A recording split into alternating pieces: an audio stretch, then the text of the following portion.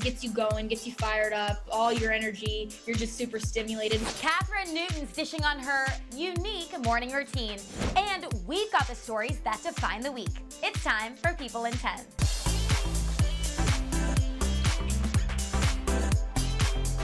I'm Andrea Boehlke, bringing you the stories we can't stop talking about, your favorite Instagrams and tweets, everything you need to know about pop culture right now. Plus, we'll hear from Kathryn Newton, all in just 10 minutes. Let's dive right in with the first five, starting with one of our Food Network faves, the pioneer woman Ree Drummond, who is introducing fans to her 18-year-old foster son, Jamar. People have really watched her kids grow up on the show, and people were really captivated by the story.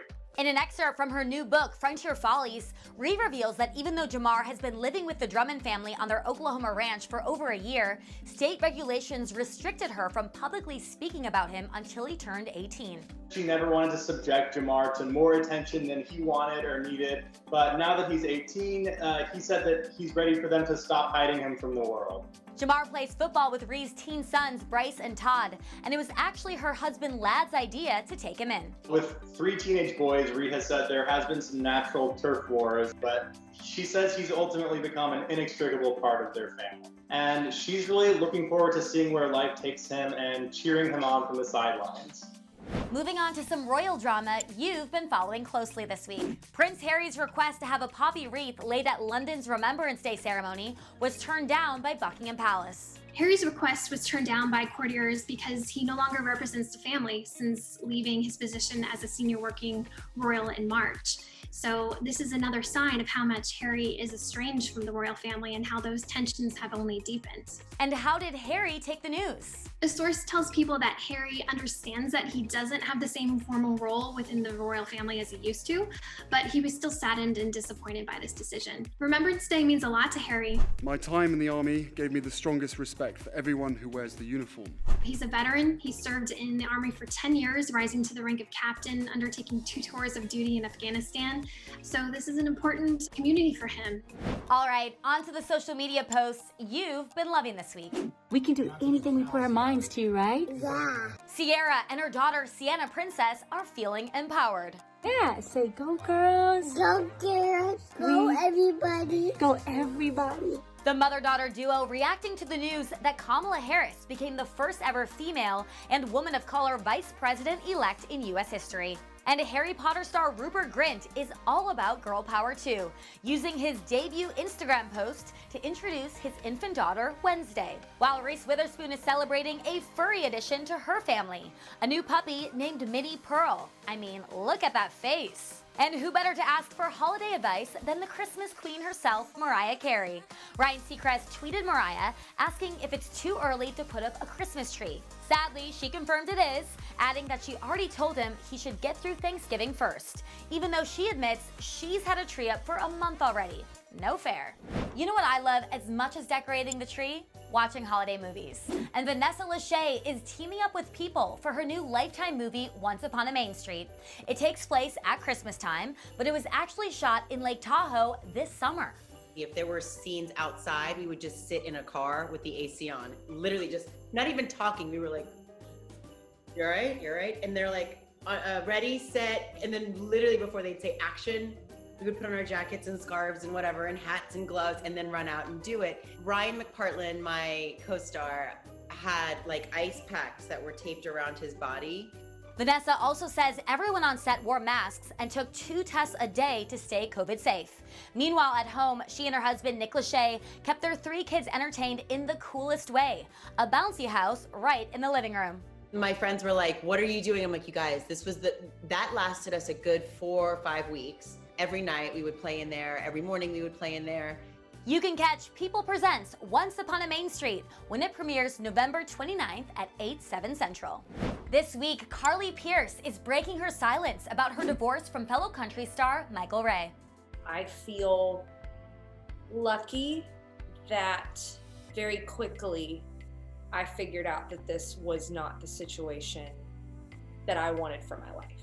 But Carly reveals in this week's issue that she's faced some backlash over the split. It's hard when people feel like you gave up on your marriage, or, oh, that was a hoax, or, oh, that was publicity. It wasn't publicity for me. It was love. Onto this, Emmanuel Acho has been tackling tough topics like racism on his hit YouTube series, Uncomfortable Conversations with a Black Man. He tells people how he believes he was made for this moment. God has gifted me with the ability to communicate, and he's gifted me with a bunch of white friends that I'm close with and Black friends speak. And we are so excited for next week when people will crown this year's sexiest man alive. Can't wait for the big reveal. But now, let's move on to some screen time. You may know her from Big Little Lies or Blockers, but Kathryn Newton is getting freaky in her new role. It's out Friday the 13th. It's a comedy horror film. It's so good, I got to see it, where she swaps bodies with a serial killer playing Vince Vaughn, and it gets very freaky. Where am I? I didn't get killed. Oh my God, why do I sound like that? I woke up in the killer's body. Will you stop? It's me, it's Millie. So for these final 5 minutes of the show, we're gonna ask you 5 questions. For the first question, we want 1 answer. For the second question, we want 2 answers, and so on. All right, let's get started. What is one thing that most people don't know about you that would surprise us? I'll have hot Cheetos for breakfast. Stop. Yeah, I will. I'll have hot Cheetos before anything. So. And that just gets you excited for the day? It's your fun fact. It gets you going, gets you fired up, all your energy. You're just super stimulated. Way better than a cup of coffee. Just try that in the morning. Everyone else does the hot water with lemon. No, not me. Forget about it. What are 2 ways that you as a person in real life are a little freaky? I take a bath every night, no matter what time. Like even when I rap on set, like 4 a.m., like I still take a bath, wipe the day off. All 3 of my dogs sleep with me in my bed. It gets pretty fluffy in there. It's not too freaky, but you know, it's a lot of dogs. That is so cute, but I'll accept that answer. I think it's more cute than freaky, but we'll go with that. Well, in previous roles, you played the daughters of Julia Roberts, Reese Witherspoon, and Leslie Mann. So for this next one, I want to hear your 3 biggest takeaways of working with them and getting to know them. So starting with Julia Roberts, biggest takeaway of working with her? She was so generous. I feel like one of the most generous people I've ever met. You know, before we started filming, she had us all in her home for rehearsal. It's just so grounded and really, like, just a beautiful human. I learned to just be really generous with people. Leslie Mann, so she's the funniest person and the kindest person I've ever met. And I had so much fun playing her daughter. The other day, I just posted a picture in like a red dress and she commented on it. And I know in my heart, it's because it looked like the Julie dress from Blockers. I know that it was a code, like, that's our moment. And then with Reese, I've learned so much. I mean, just she's iconic. It's just like my mantra is kind of, I've always tried to make my mantra for one day when I have power to use your power for good. And I feel like Reese is one of those humans who does that. She uses her power for good. She brings everybody up around her. And so she really brought me up and empowered me. And I want to do the same for everybody. And there's no words for those 3 women that are enough. I want my body back. Come and get it. If you had to body swap with 4 celebrities forever, who'd they be and why? 4 celebrities? Oh. That's such a difficult question. I have to admit that it's a very difficult question because I really do like being myself. But that's good. I would totally swap bodies with like Justin Bieber and Drake. Maybe Rihanna would be super sick. And Taylor Swift. Yeah, those would be the people I'd swap with. You know, but that's amazing. You can't count my dog Jack out of this. Like, I know he's not as popular as Taylor Swift, okay? He doesn't have as many followers, but he knows what he's doing when it comes to getting snacks. And less stress, I would imagine. I mean, he doesn't have to write songs. And he gets what he wants. If you had to describe your film Freaky in 5 words, what words would those be? Scary, absurd, funny. Oh, I was gonna say lovable because I loved it. Groundbreaking. Before you go, I have to ask you about Big Little Lies because I'm obsessed with that show. You obviously played Reese Witherspoon's daughter. Now, Nicole Kidman recently said that there is gonna be a season 3, or there might be a season 3, and it might be next year. So people are going crazy online. Everyone's freaking out. Can you confirm this? I can't say anything. All I can say is I'm doing everything that you're doing too, and I'm bugging everybody all the time.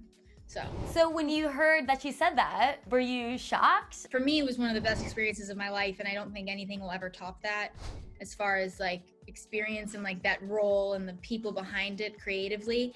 So I think everyone loves it and everyone would love to go back. I know if they do it, I'll be begging to be in it, you know? I really want to be in it. So I think that it's just a matter of making it work for everybody.